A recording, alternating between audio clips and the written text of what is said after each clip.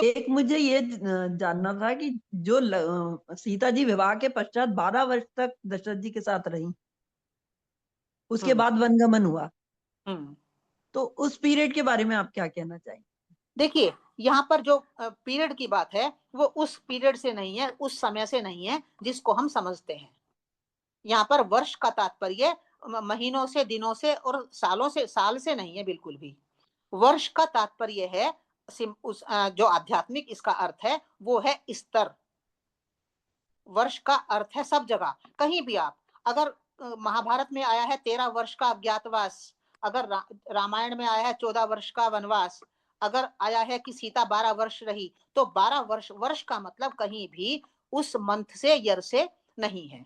वर्ष का अर्थ है लेवल, किस लेवल पर आप हो, किस स्तर पर आप हो। आप बुद्धि के स्तर पर हो, या आप मन के स्तर पर हो, या आप इंद्रियों के स्तर पर हो, या आप केवल इस सप्त धातु से बने हुए स्थूल शरीर के स्तर पर हो, या आप उच्च मन के स्तर पर हो, या आप हिरण्य कोश में यानी कि बिल्कुल शुद्धतम स्तर पर हो।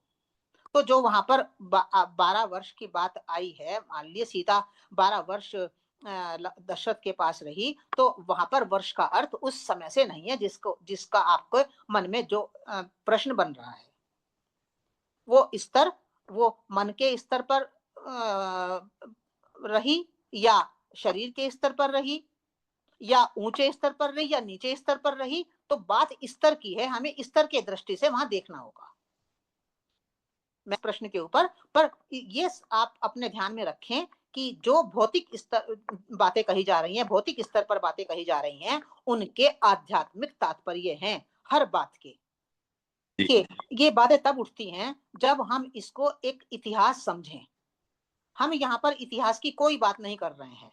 सीता नहीं, इतिहास जब जमीन को में हल चला रहे थे और हल चलाने से ये पैदा हुई, तो सीता कोई स्त्री तो ऐसे फिजिकली जैसे हम स्त्री है, आप स्त्री हैं, मैं स्त्री हूं, ऐसे तो जन्म नहीं हुआ सीता का। सीता का जब जन्म ही नहीं हुआ, तो फिर उसको हम स्त्री माने ही क्यों, स्त्री रूप में क्यों मान रहे हैं उसको? हमें उसको आध्यात्मिक स्तर पर ही समझना पड़ेगा कि जो धरती से जमीन से कोई बच्चा पैदा होता है क्या, इस पे विचार करना करो। राम पैदा हुए, राम पायस खा के पैदा हुए, पायस खाने से क्या बच्चा पैदा हो जाएगा? तो इन इन बातों पर विचार क्यों नहीं करते?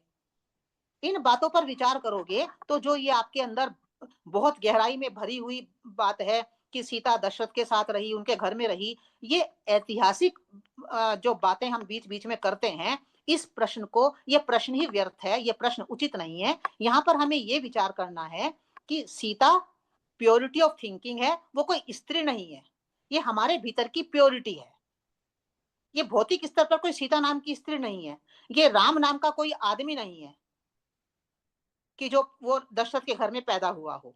ये ऐतिहासिक, इतिहास की दृष्टि है, इतिहास की दृष्टि से हम यहाँ बिल्कुल कोई बात नहीं करेंगे और ना हमें करना उचित है, क्योंकि उससे हमारा समय ही व्यर्थ जाएगा, हम समझने का प्रयास नहीं कर पाएंगे।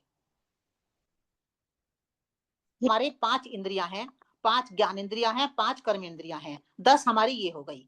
फिर 11वीं हमारी मन की इंद्रिय है, 12वीं हमारी बुद्धि है, और 13वां हमारा अहम है।